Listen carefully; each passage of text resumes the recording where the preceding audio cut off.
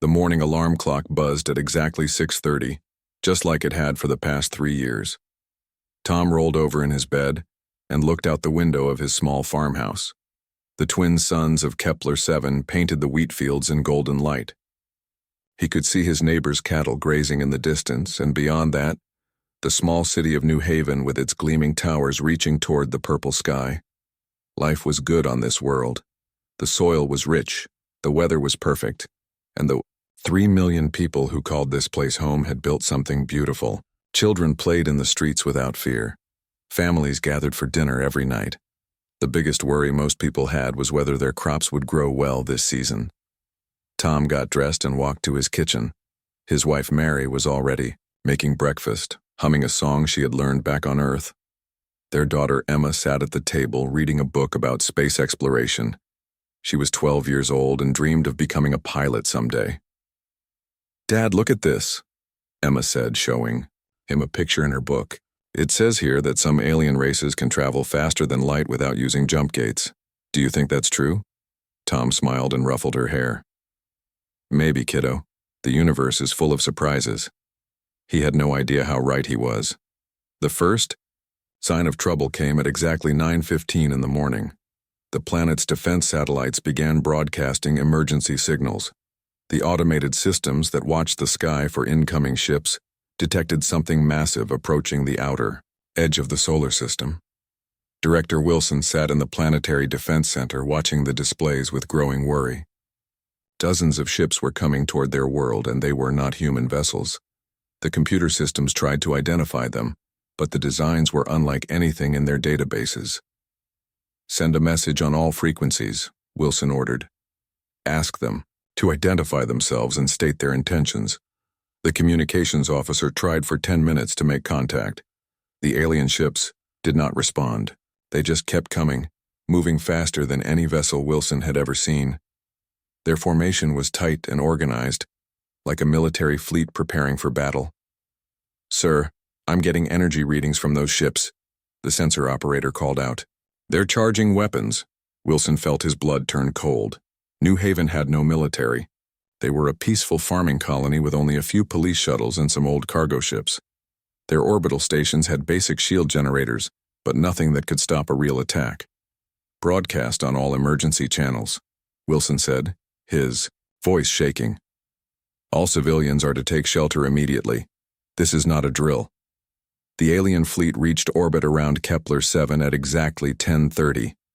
There were over 200 ships of various sizes, all painted in dark colors with sharp, angular designs. The largest vessel was almost 5 kilometers long and bristled with weapon ports. Without any warning or demand for surrender, they began firing. The first target was the orbital manufacturing station that produced farming equipment. Bright energy, beams cut through its hull like paper. The station exploded in a ball of fire that could be seen from the planet's surface. Thousands of workers died in an instant. Next came the passenger transport that was carrying families back to Earth for vacation. The ship tried to run, but 3 alien vessels surrounded it. They did not try to capture it or force it to surrender. They simply destroyed it, along with all 800 people aboard. Tom was working in his fields when the sky began to burn. He looked up to see explosions among the stars, bright flashes that lit up the morning sky. His communication device started screaming with emergency alerts. "All residents must take immediate shelter," the voice repeated over and over. "This planet is under attack. All residents must take immediate shelter." Tom ran toward his house, calling for Mary and Emma. He could see other farmers doing the same thing, abandoning their work and racing for their homes. In the distance, something was falling from orbit, trailing fire and smoke. The alien ships moved to different positions around the planet.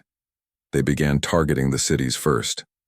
New Haven, with its 300,000 people, was hit by over 50 energy beams at once. The shields that protected the city lasted for exactly 12 seconds before failing. Emma was still at the kitchen table when the first beam hit their neighborhood. The house 3 doors down simply vanished in a flash of white light. Then the house next to that. Then the one next to that. "Emma, run!" Tom shouted as he burst through the front door. "Get to the shelter. Every house on New Haven had an underground shelter designed to protect families during severe weather. Tom had never imagined they would need to hide from alien invaders. He grabbed his daughter's hand while Mary gathered their emergency supplies. They made it to the shelter just as their house was hit. The ground shook so hard that Tom thought his bones would break. Dust rained from the ceiling and the lights went out. They could hear explosions getting closer and closer. The attack continued for 6 hours. The aliens did not just target military installations or government buildings. They hit schools, hospitals, farms, and homes. They seemed determined to kill every human on the planet. Tom held his family close in the darkness of their shelter. Through the thin walls, they could hear the screams of their neighbors and the sound of buildings collapsing. The air grew hot and thick with smoke. When the explosions finally stopped, an eerie quiet fell over the world. Tom waited for another hour before opening the shelter door. What he saw made him sick to his stomach. His neighborhood was gone. Where houses and gardens had stood that morning, now there was only ash and twisted metal. The sky was dark with smoke and fires burned in every direction. Bodies lay scattered in the streets. Tom's communication device crackled to life. A harsh, alien voice spoke in broken human language. The message was broadcast across the entire planet. Humans of this world, you have built your colony in space that belongs to the Trilak Confederation. This is what happens to those who take what is not theirs. Your cities burn because you did not ask permission to be here. Your people die because you thought you could. Expand wherever you pleased. Let this be a lesson to all humans. Stay in your own territory or face the same fate. The alien fleet left as quickly as it had arrived. They did not stay to occupy the planet or take prisoners. They had come only to kill, and they had done their job well. Of the 3 million people who had called New Haven home that morning, fewer than 10,000 were still alive when the sun set. Most of those survivors were hiding in shelters like Tom's family, too afraid to come out even after the aliens were gone. Tom looked at his daughter's tear-stained face and made a promise. Somehow, someway, the people responsible for this would pay. He did not know how or when, but he knew that humanity would not let this crime go unanswered. The ashes of New Haven would not be forgotten. The news traveled faster than any ship could fly. Quantum communication relays carried the footage from New Haven across human space in a matter of hours. On Earth, billions of people watched their screens in horror as the images came through. Little girl running from burning buildings, her clothes on fire. A father trying to shield his family as energy beams cut through their neighborhood. A school bus full of children that simply vanished in a flash of light. The hospital where doctors were treating patients until the very moment the walls collapsed on top of them. President Williams had been eating dinner with his family when his security chief burst into the dining room. The man's face was white as paper, and his hands were shaking as he held out a tablet computer. "Mr. President, you need to see this right now." Williams looked at the screen and felt his world turn upside down. He had been a soldier before becoming a politician. He had seen combat and death and destruction, but nothing had prepared him for what he was watching now. Children burned alive while trying to escape from their school. Families hunted down in wheat fields like animals. Medical stations destroyed while treating wounded civilians. An entire world turned into a graveyard in less than a day. "How many?" Williams asked, his voice barely a whisper. "Early reports say almost 3 million dead, sir. Maybe 10,000 survivors." Williams closed his eyes and took a deep breath. When he opened them again, something had changed in his expression. His wife had seen that look before, back when he was a general fighting in the colony wars. It was the look of a man who had made a decision that would change everything. "Call an emergency session of the Defense Council," he said. "Get every representative from every human world on the line. I don't care what time it is in their local zones. I don't care if they're sleeping or eating or getting married. I want them all connected in 1 hour." The Defense Council had never made a decision quickly. Representatives from hundreds of human worlds would argue for months about simple issues like trade routes or mining rights. Getting them to agree on anything military was nearly impossible. But the footage from New Haven changed everything. Dr. Anderson from the Mars colonies was the first to speak when the holographic meeting began. Tears were running down her face as she looked at her fellow representatives. "I have 3 grandchildren living on farming worlds like New Haven," she said. "After seeing what happened today, I am voting for immediate military action. We cannot let this stand." One by one, other representatives began to speak. The man from Europa mentioned his daughter who worked on a frontier colony. The woman from Alpha Centauri talked about her brother's family on a mining world. The representative from New Tokyo spoke about his son who was a teacher on a farming planet. For the first time in the history of the Defense Council, every single representative voted the same way. The vote was unanimous. Total war mobilization. President Williams addressed the human species that night. Every television, every computer, every communication device in human space carried his words. His speech was simple and direct. They came to our world without warning. They killed our children without mercy. They burned our homes without reason. They have shown us what mercy means to them. We will show them what it means to us.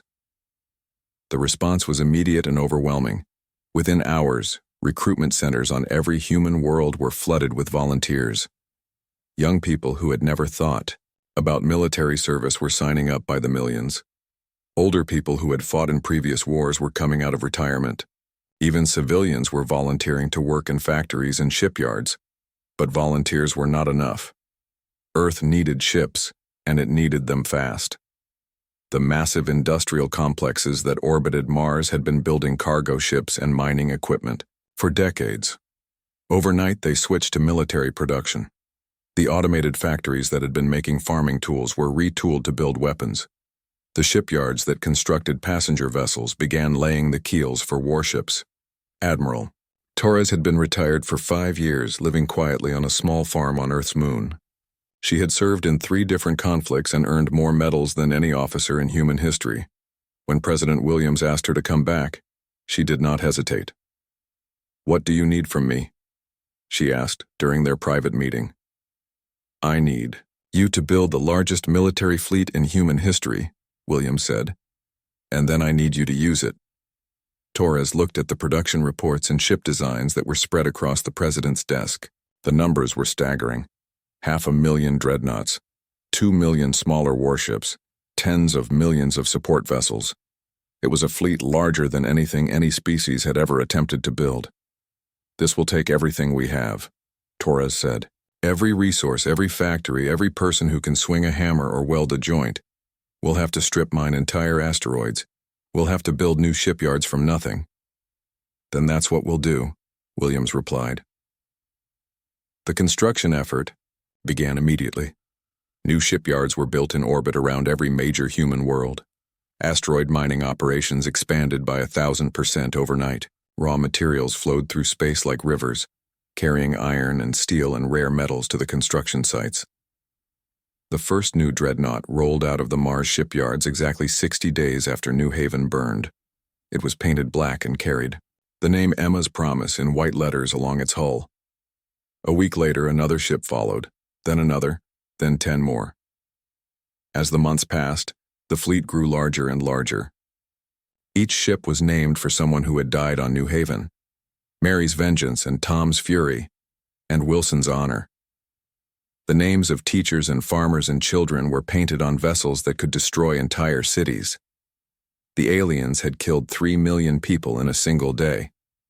Humanity was building 500,000 ships to answer that crime. Admiral Torres stood in the command center of the massive space station that served as fleet headquarters. Through the windows, she could see thousands of ships at anchor, with thousands more under construction. The fleet stretched across the entire solar system now, a metal constellation dedicated to a single purpose. Her aide approached with a status report. "Ma'am, production is ahead of schedule. We should have the full fleet ready in 8 more months." Torres nodded and looked back at the ships. Each one carried enough firepower to level a continent. Together they could reduce entire worlds to ash and dust. It was the most powerful military force that had ever existed. "Any word from the Trilak Confederation?" she asked. "Nothing, ma'am. They haven't tried to contact us since the attack." Torres smiled, but there was no warmth in it. "They will. Lieutenant Davies had never seen so many ships in one place. She floated in the observation deck of the assembly station, looking out at a sight that defied imagination. Warships stretched from horizon to horizon in every direction, their hulls gleaming under the light of distant stars. The newest ones were still arriving from shipyards across human space, adding to a fleet that already numbered in the hundreds of thousands. Each vessel was different, built by different worlds with different resources, but they all shared the same dark paint scheme and white lettering that spelled out names of the dead. Davies could read some of them from where she stood. Anna's Tears, Robert's Wrath, Little Sam's Justice. Every name represented someone who had died on New Haven, and every ship carried enough weapons to crack a planet's surface. Hard to believe we built all this in less than a year, said Commander Ross, joining her at the window. He was one of the older officers, a veteran of the border conflicts who had come out of retirement to serve in the fleet. His own ship was named Patricia's Honor, after his sister who had been visiting New Haven when the aliens attacked. My grandfather used to tell stories about the old wars, Davies replied. He said humanity could do impossible things when we were angry enough. I never really believed him until now. The assembly process was a marvel of organization and engineering. Ships arrived from dozens of different star systems and were sorted into battle groups based on their size and capabilities. The massive dreadnoughts formed the core of each group, surrounded by smaller cruisers and destroyers. Support vessels carried supplies, ammunition, and repair equipment. Admiral Torres moved between the command stations like a conductor directing an orchestra. She had been working 18-hour days for months, coordinating the construction and assembly of the largest military force in galactic history. Her staff of thousands handled the details, but every major decision came across her desk. Status report, she called out as she entered the main command center. Fleet strength is now at 420,000 combat vessels, reported her operations officer. We have another 80,000 ships completing final trials and should be ready for deployment within 2 weeks. Total personnel count is now over 60 million. Torres nodded and studied the holographic display that showed the positions of every ship in the fleet. The formation was spread across multiple star systems, but each group was connected by quantum communication relays that allowed instant coordination. The personnel numbers were almost as impressive as the ship count. Volunteers had come from every human world, bringing skills and experience from dozens of different colonies. Former cargo pilots flew destroyers. Mining engineers operated the massive guns on dreadnoughts. Scientists who had spent their careers studying peaceful subjects now worked on weapons systems and tactical computers. But the most remarkable volunteers were the civilians who had survived New Haven. Tom sat in the briefing room of the dreadnought New Dawn, listening as the intelligence officer explained their mission. He had volunteered for the fleet not as a soldier but as a guide. He knew the terrain and layout of human colonies better than anyone in the military, and his knowledge would help the fleet understand what they were fighting to protect. His daughter, Emma, was safe on Earth, living with his sister while he served in the fleet. His wife Mary had joined the engineering corps and was working on a supply ship in another battle group. They had lost their home and their old life, but they had found a new purpose in the massive war machine that humanity had created. Our intelligence networks have identified 17 major Trilac military installations, the officer was saying. Each one is protected by defensive systems that we'll need to neutralize before we can proceed to the primary targets. Tom raised his hand. What about civilian populations? Are we going to evacuate them before we attack? The room went quiet. It was the question that everyone was thinking about, but nobody wanted to ask directly. The Trilac had shown no mercy to human civilians. Would humanity return that same treatment? Admiral Torres had given very clear orders about civilian casualties. The fleet would target military installations, industrial centers, and government facilities. But they would not deliberately kill innocent people, even alien ones. Humanity's anger was focused and controlled, not blind and savage. Evacuation warnings will be broadcast before each attack, the intelligence officer said. But our primary mission is the complete destruction of Trilac military capability. We cannot let concerns about civilian casualties prevent us from completing that objective. The briefing continued for another hour, covering details about ship assignments, communication protocols, and supply lines. When it ended, Tom walked to the observation deck of the Dreadnought and looked out at the other ships in his battle group. The scale was beyond anything he could have imagined a year ago. The New Dawn was over 3 kilometers long and carried weapons that could destroy entire cities. It was just one ship in a formation of 5,000, and their formation was just one of 100 spread across human space. Lieutenant Commander Park was responsible for coordinating the intelligence networks that fed information to the fleet. She had spent months building contacts and agents throughout Trilak space, using a combination of technology and old-fashioned espionage to gather the data that Admiral Torres needed. "We have confirmation that the Trilak leadership is aware of our fleet," she reported during the daily intelligence briefing. "Their long-range sensors have detected our ships massing near the border systems. They're pulling back their own forces and fortifying their core worlds." "What about their total military strength?" Torres asked. "Best estimates put their total fleet size at around 45,000 combat vessels," Park replied. "They have superior individual ship technology, especially their shield systems, but they're outnumbered more than 10 to 1. Torres studied the tactical displays that showed Trilak force deployments. Their ships were spread thin across their territory, trying to protect dozens of different worlds. It was a defensive strategy that might have worked against a conventional attack, but humanity was not planning a conventional war. "Any attempts at diplomatic contact?" Torres asked. "Several, ma'am. They've sent messages through neutral species offering to pay reparations for the New Haven attack. They're also offering territorial concessions and trade agreements." Torres looked around the command center at the officers and crew who were working to coordinate the massive fleet. Many of them had lost family members or friends in the New Haven attack. All of them had volunteered for a mission that would take them far from their homes and families. "What's our response to their diplomatic offers?" asked one of her staff officers. "Silence," Torres replied. "We have nothing to say to them." The final preparations took place over the following weeks. Ships completed their final systems checks and loaded the last of their supplies. Crews ran through battle drills and practiced the complex maneuvers they would need to execute during combat.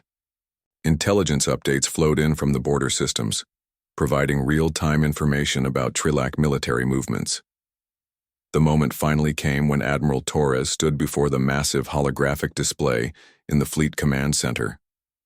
500,000 ships were spread across the display, each one represented by a small dot of light. At her command, they would move as one toward Trilak space.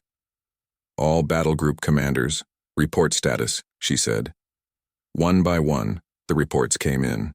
"Battle Group Alpha ready for deployment. Battle Group Beta ready for deployment. Battle Group Gamma ready for deployment." The list went on, covering every letter of multiple alphabets as commanders reported their readiness. When the last report was received, Torres took a deep breath. She thought about the images from New Haven, the burning cities and the murdered children. She thought about the 3 million people who would never go home again. She thought about the message that humanity was about to send to the galaxy. "All ships," she said, her voice carried by quantum communication to every vessel in the fleet. "Execute jump sequence. Target, Trilak space." Supreme Commander Vorth had ruled the Trilak Confederacy for over 30 years. In that time, he had conquered 12 different species and expanded Trilak territory across 50 star systems. He was used to being feared, used to having other races surrender at the first sight of his battle fleets. The humans were supposed to be no different.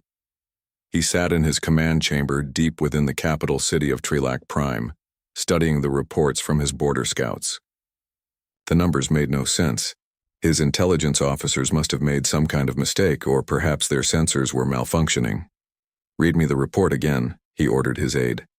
"Sir, long-range sensors have detected approximately 500,000 human vessels massing near the border systems. The ships appear to be military in nature, with heavy weapons and armor configurations." Vorth stood up from his chair, his forearms gesturing in frustration.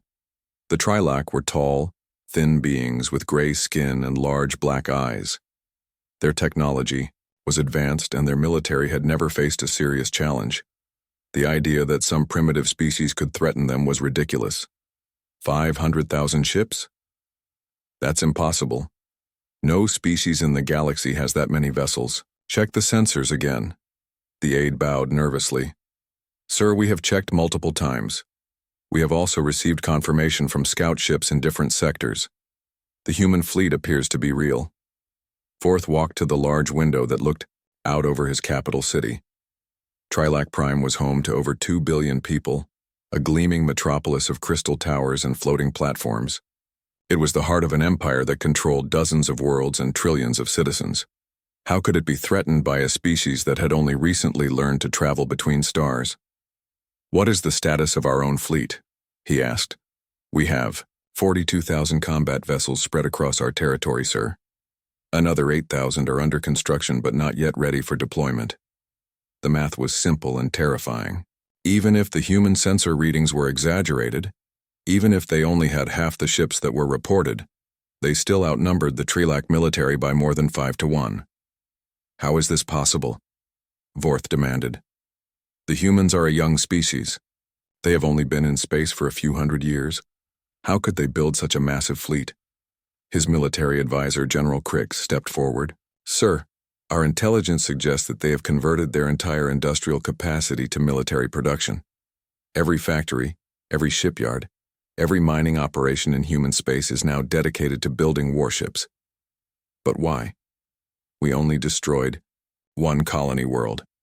It was a minor action, meant to establish territorial boundaries. Why would they respond with such extreme measures? Crix hesitated before answering. Sir, it appears that humans form strong emotional attachments to their population centers. The destruction of New Haven has caused what their media calls species-wide outrage. They seem to view our action as an attack on their entire civilization. Forth turned away from the window and began pacing around the room. In 30 years of conquest, he had never encountered a species that responded to military action with such overwhelming force. Most races would negotiate, offer tribute, or accept territorial losses rather than risk total war. Send a diplomatic message to their leadership, he ordered.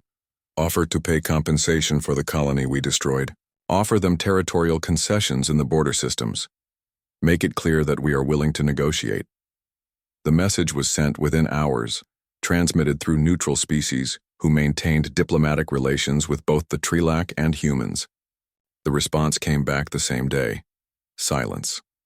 The humans did not even acknowledge that they had received the offer. More reports began flowing in from across Trilak space. Human scout ships were appearing in remote systems, mapping military installations and taking detailed scans of defensive positions. The scouts were fast and stealthy, avoiding direct contact with Trilak patrols while gathering intelligence on every important facility in the Confederacy. They're preparing for invasion, reported Intelligence Director Zex during the Emergency Council meeting. Our analysts believe they are planning simultaneous attacks on multiple targets across our territory. What are their most likely objectives? Forth asked. Military shipyards, weapons manufacturing facilities, and command centers. They appear to be targeting our ability to build and command warships rather than civilian populations. That was some relief, at least. The humans were not planning genocide, just the complete destruction of Trilak military power. It was still a devastating prospect, but it meant that civilian populations might survive the coming conflict. What about our shield technology? Asked General Crix. Our defensive systems are far superior to anything the humans possess. Even if they outnumber us, they shouldn't be able to penetrate our ship defenses. Zex consulted his reports. That may not matter, sir. Human weapons appear to be designed for sustained bombardment rather than single powerful strikes. Their strategy seems to be overwhelming our shields through sheer volume of fire, rather than trying to punch through them with advanced technology. The implications were clear. Trilak ships relied on energy shields that could deflect or absorb enemy weapons, fire, but the shields had limited capacity and would eventually fail under continuous attack. If the humans were willing to commit hundreds of ships to destroy each Trilak vessel, the shields would not be able to protect them. Evacuation plans were quietly prepared for the core worlds of the Confederacy. Civilian transports were loaded. with essential personnel and cultural artifacts, ready to flee to distant colonies if the capital systems fell under attack. The military began pulling back from frontier positions, concentrating their forces around the most important worlds. But there was nowhere to run that human sensors could not reach. Captain Nex commanded the Trilac patrol ship, Blade of Conquest, in the frontier systems near human space. His orders were to monitor human fleet movements and report any signs of advance toward Trilac territory. What he saw through his ship's sensors filled him with dread. The human fleet was not moving in a single formation. Instead, it had split into dozens of separate battle groups, each one approaching a different Trilac system. The attacks would be simultaneous and overwhelming, striking at every major military facility in the Confederacy at the same time. "How many ships are heading toward the capital system?" he asked his sensor operator. "At least 50,000, sir, maybe more. They're using some kind of stealth technology that makes it hard to get exact counts." Nex thought about his family, back on Trilac Prime. His mate and children lived in the capital city, going about their daily lives without knowing that death was approaching from the stars. He wanted to warn them, to tell them to flee, but there was nowhere in the galaxy they could hide from human vengeance. The final diplomatic attempts were made through every possible channel. Trilac ambassadors contacted neutral species, begging them to intervene on behalf of the Confederacy. Offers were made of complete territorial surrender, massive reparations payments, and even the trial of the officers responsible for the New Haven attack. The humans responded to every offer the same way, with silence. Supreme Commander Vorth stood in his command center, watching the tactical displays that showed human fleet positions. The enemy ships were spreading across Trilac space like a plague, moving toward every world that contained military installations. In a matter of hours, they would be in weapons range of their targets. "Sir, should we attempt to negotiate directly with their fleet commander?" asked his aide. Vorth looked at the displays for a long moment. He had spent his entire adult life building the Trilac military into the most feared force in this sector of the galaxy. He had conquered species and destroyed fleets and expanded his empire across the stars. Now he was about to watch it all, be swept away by a race that had been barely more than primitives just a few centuries ago. "No," he said quietly. "They have made their intentions clear. They did not come here to negotiate." The countdown clocks in the command center showed how much time remained before the human fleets would reach their targets. Less than 6 hours. In 6 hours, the Trilac Confederacy would face the largest military assault in galactic history. Vorth had started this war with a single attack on a human farming colony. He had killed 3 million people to make a point about territorial boundaries. Now 500,000 human warships were coming to collect the price for those deaths. He wondered if the lesson had been worth it. The human fleet dropped out of hyperspace at exactly 800 hours, Terran Standard Time, across 17 different star systems simultaneously. Admiral Torres had planned the timing down to the second, coordinating the arrival of 500,000 warships so that every major Trilac installation would be hit at the same moment. Lieutenant Davies watched from the bridge of her destroyer as the massive formation materialized around Trilac Prime. Ships stretched across the entire orbital zone, from the inner planets all the way out to the asteroid mining facilities. She had never seen so much concentrated firepower in one place, and neither had anyone else in galactic history. The Trilac home fleet was waiting for them, arranged in defensive formations around their most important facilities. Their ships were sleek and elegant, with energy shields that shimmered like soap bubbles around their hulls. They were outnumbered 50 to 1, but they held their positions with the courage of soldiers who knew they were fighting for their homes. Admiral Torres stood on the bridge of her flagship, the massive Dreadnought, New Haven's Wrath. Through the viewports she could see the gleaming towers of Trilac Prime in the distance, home to billions of beings who had nothing to do with the attack on the human colony. But she also saw the military stations and shipyards that had built the fleet responsible for murdering 3 million innocents. Her communications officer reported incoming signals from the planet. "Ma'am, we're receiving surrender offers from the Trilac government. They're asking for terms." Torres looked at the tactical displays showing Trilac fleet positions. The enemy ships were powerful and well-armed, but they were facing impossible odds. Their commanders knew they could not win this fight, yet they remained at their posts, ready to die for their people. She opened a communication channel that would broadcast to every ship in both fleets as well as to the planet below.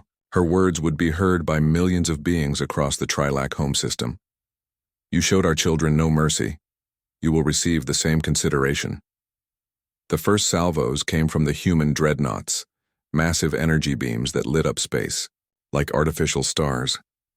The Trilak ships returned fire immediately, their own weapons creating brilliant displays of destruction across the orbital zone.